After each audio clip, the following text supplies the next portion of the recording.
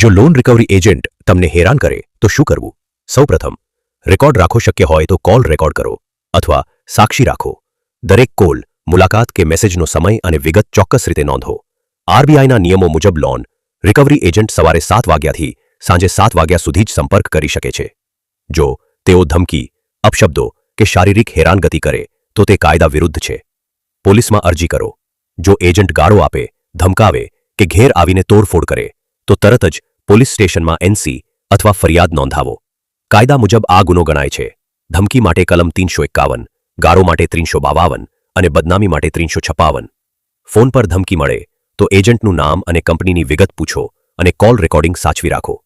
લેખિત જાણ કરો.